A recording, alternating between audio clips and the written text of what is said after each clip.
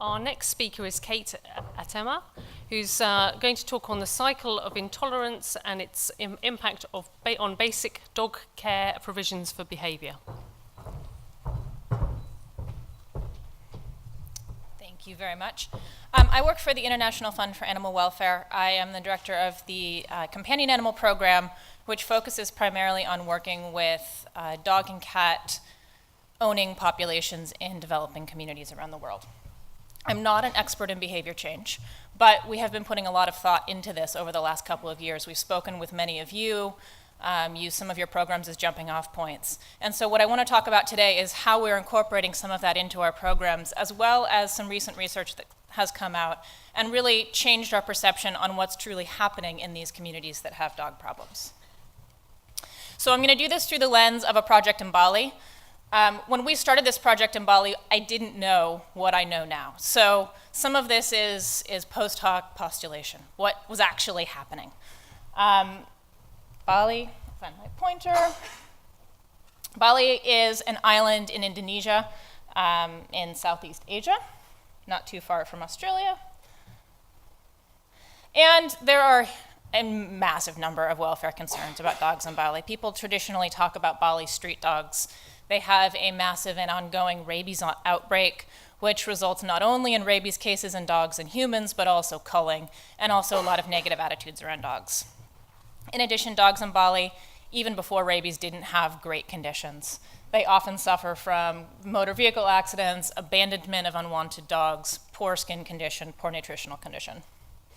And of course, when we set out to address these issues, we really understood that these were based on guardianship behaviors. So although they tend to be referred to as Bali street dogs, some research has found that over 90% of these dogs, perhaps 100% in the villages, are owned dogs. And so really we're talking about guardianship behaviors that we're trying to shift.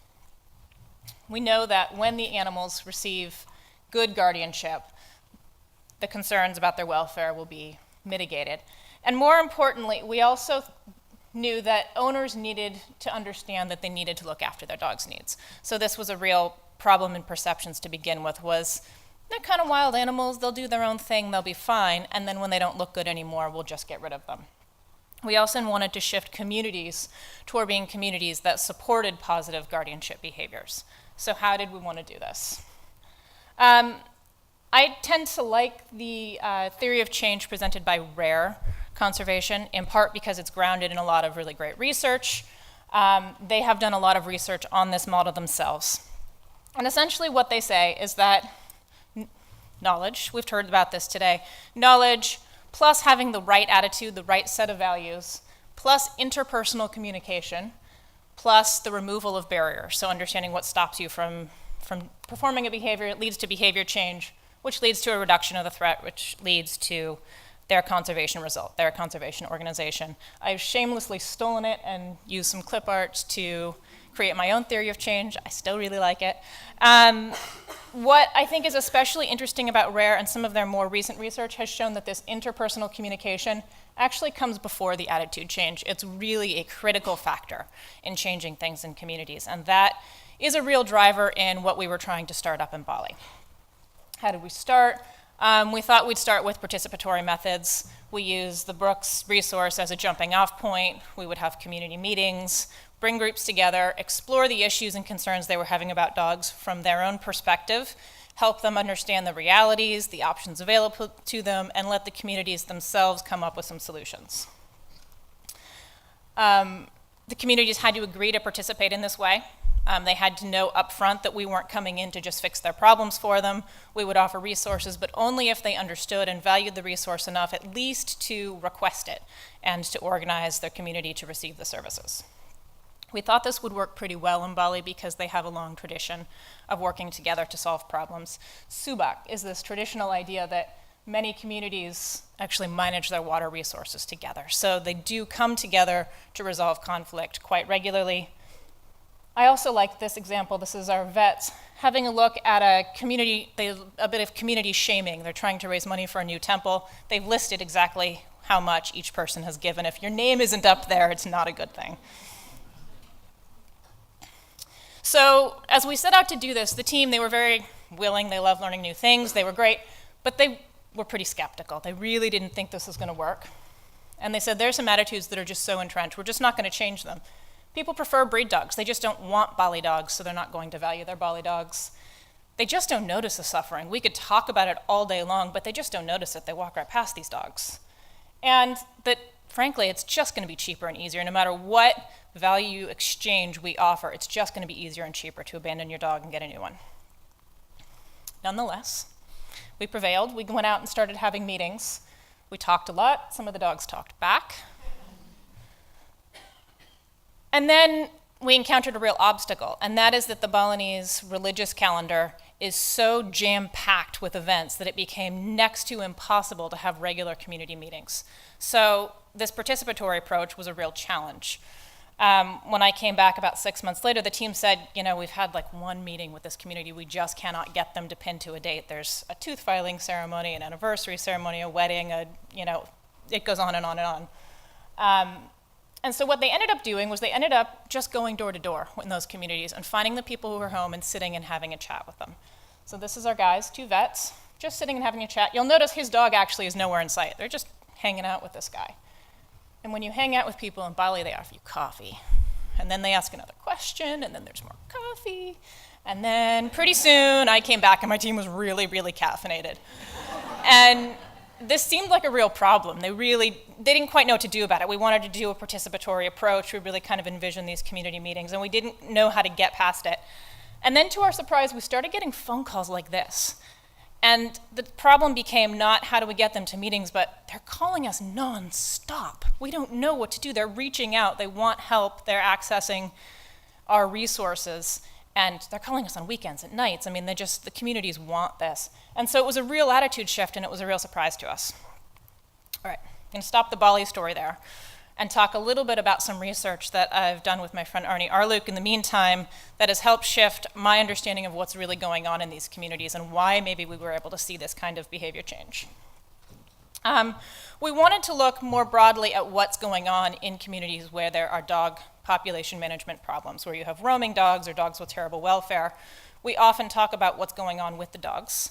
And occasionally we sneak outside of that box to say, well, yeah, it's a problem for people too. It can be a health problem, it's a rabies problem. But I was interested in knowing a little bit more about what's really going on with the people beyond that. Are there other impacts to communities that are dealing with these issues on a daily basis? And no surprise, really, dogs do really annoying stuff. They spread trash, they die in the streets, they growl, they bite, they pack up, they attack people. Obviously, there's a concern for personal safety and disease, and they attack our livestock and our wildlife. And that leads to some first-order effects on people. People are living with this in their daily lives. They're annoyed, they're frustrated, they feel afraid. The walkability of their communities has been impacted. They can't go down to the regular market areas. They're concerned where there are zoonotic diseases present. And if they're impacting the economic zones of communities or attacking your livestock, then you have real livelihoods concerns. And so we extrapolated what was going on in these communities into what we call the cycle of intolerance. So where you don't have good basic care provided to dogs, whether at home or in the street, dogs do those annoying things. When dogs do annoying things, understandably, people get annoyed. And they don't have as much tolerance for the dogs. When they don't have as much tolerance to dogs, they begin to be more willing to accept cruel or inhumane management methodologies. And once that becomes the norm, then people don't think as much about taking care of their dogs. So that's basically what's going on with the dogs. But what I think is more interesting that came out of this is what's really going on with the people. So we know that when dogs cause problems, people are annoyed, and they're afraid, and they're frustrated, and they're concerned about their health, and they may be concerned about their livelihood. But when intolerance grows in a community, then you get people mistrusting their neighbors. One person may want to go feed the dogs in the street, but they know that the dominant feeling of intolerance in the neighborhood prevents them from doing that. So then we have a social barrier. This isn't just attitudes about dogs, it's attitudes about each other that it's really impacting their behavior here. So you get mistrust. I can't trust my neighbor. People in this community can't be trusted to do the right thing. My municipality, my government can't be trusted to do the right thing because there's this pervasive feeling of intolerance in the community. When that gets embedded in the community, then it becomes a community identity issue. My community doesn't care about dogs. And that, again, is an even deeper social barrier to what we might want to change. So when we go back to Bali, I want to just point out, I'm focusing really on these two here. So the idea that I don't trust other people stop me from exhibiting humane behaviors, and this idea of community identity. My community doesn't do this, it's not what I do, there's no point. When we thought about the attitudes we were trying to change in Bali, initially, you can see that it was all about the dogs. And what I've come to understand is that what we were really dealing with at a deeper level was attitudes about myself, about my neighbors, and about my community identity. So I'm frustrated, I'm disappointed in my community. My community doesn't do this, and I don't bother about it because it's not what I do. It's not what we do here. And even if I wanted to do it, they'd stop me. So nonetheless, in Bali, they were out drinking a lot of coffee, and we see that this is a combination of attitudes and behaviors toward guardianship, and some of them began to shift rather quickly. This is self-reported qualitative data from our team, who did surveys on a somewhat regular basis in 2 of their communities. So attitudes and behaviors toward dogs were shifting. But here's what's really interesting is once that happened, then attitudes started shifting about each other. People formed a club. They would start forming clubs in these communities and saying, I'm someone who promotes animal welfare, I'm someone who supports animal welfare, I'm a dog lover. And so these clubs have formed, they hold events, they hold celebrations, they hold clinics to help teach people about their dogs. And most importantly, when the government dog culling teams come into the neighborhood, they know where all the dogs are and they go and make sure that they're safe. So this is a real benefit not only to the people, but to obviously the dogs in the community. So going back to my lovely clip art theory of change, when we set out, we wanted to change knowledge about what was happening with the dogs. We obviously wanted to remove barriers to providing better care to dogs.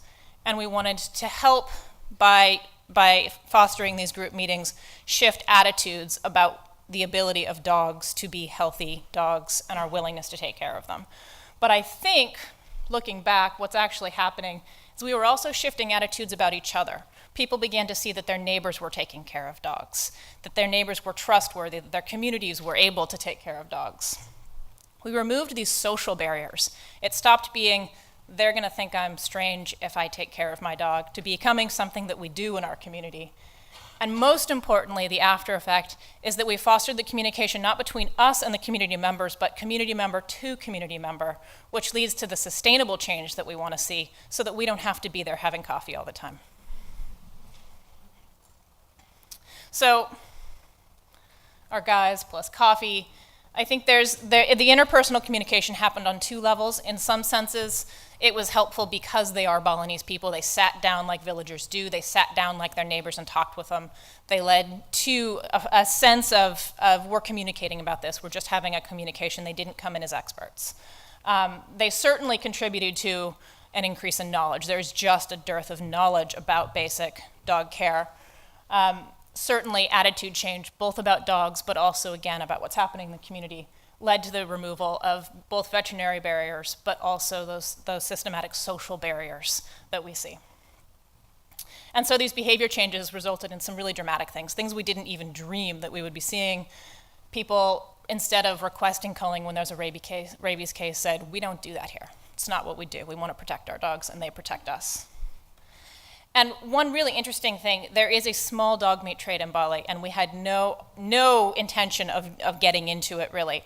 What we found out when we got to the communities was that one of their ways of managing their populations was that when their dogs got sick and they didn't see a solution, was that they would quietly sell these to the traders who would come along and take those animals for dog meat trade. And quietly, nobody liked it.